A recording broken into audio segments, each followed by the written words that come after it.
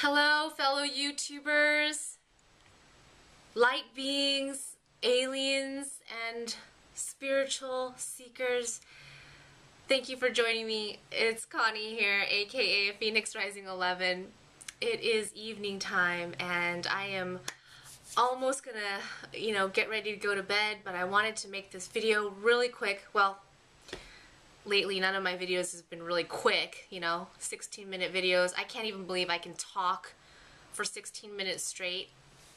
So if you're watching the whole thing, thank you so much. I appreciate it. And I also wanted to welcome some new subscribers that have recently come onto my channel. I know that there's a few of you. I can't remember your YouTube names, but thank you for subscribing. I'm just tripping out that people actually watch my videos, let alone subscribe.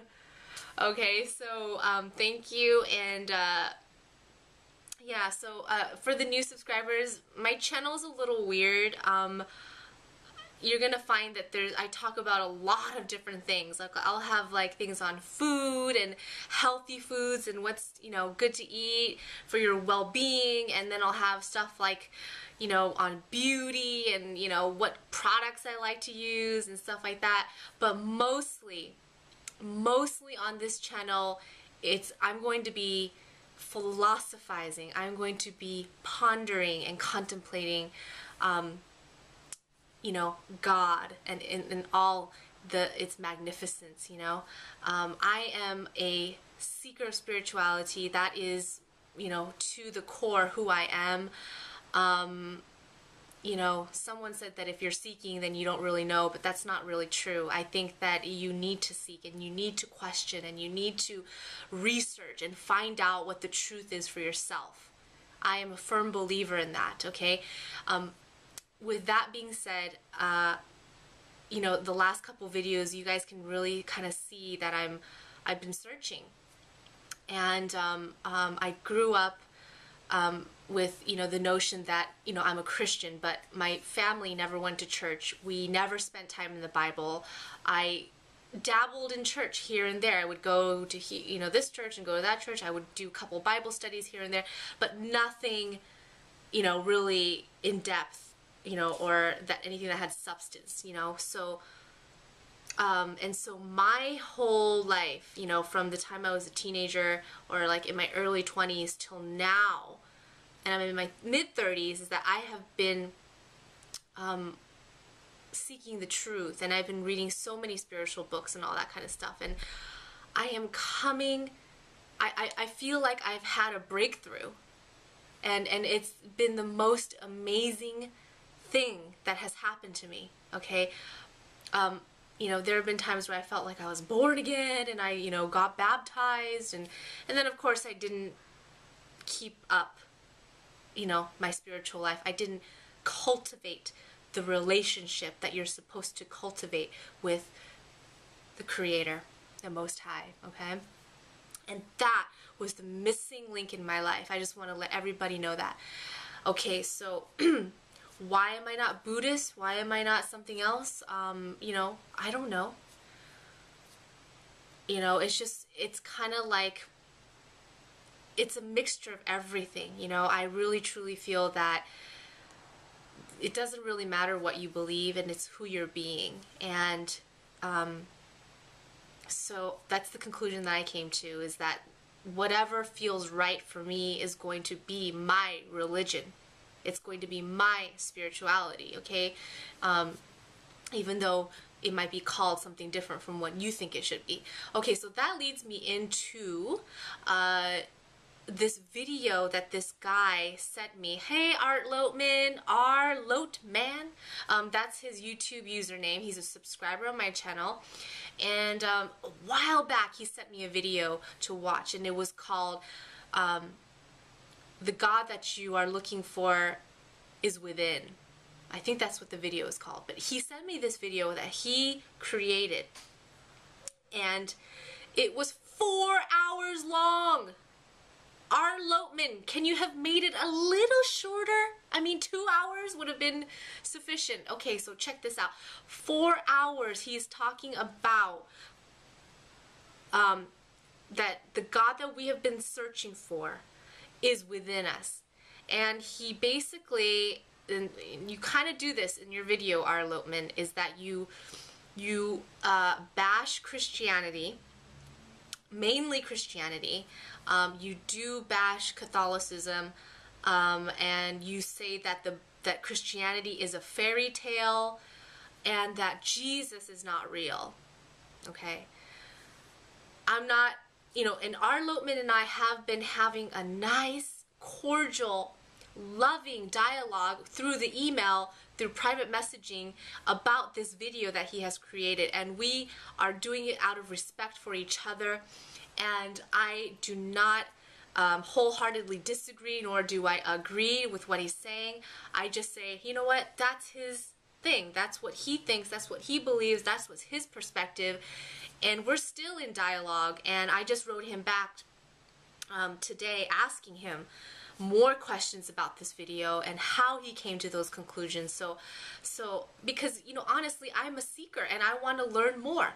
And I think being open is the best thing that a person can be when they are seeking. You can't just hold on to one thing and be like, okay, I'm going to believe that, and have no basis and no reasoning and no, foundation for why you believe in what you believe. And I made a video, you guys, a couple videos back, Question Everything video that talks about that, whatever it is we believe ultimately does not matter.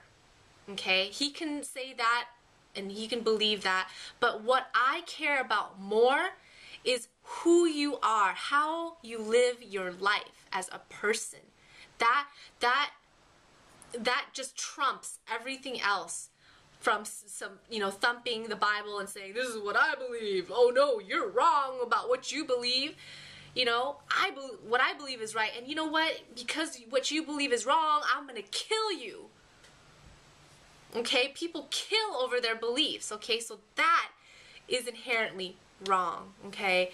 And that's where beliefs get dangerous, because we like to defend. And it's really the ego that likes to defend. And, it could be ego equals also spiritual forces. I believe that there's spiritual forces, dark forces, light forces in the world.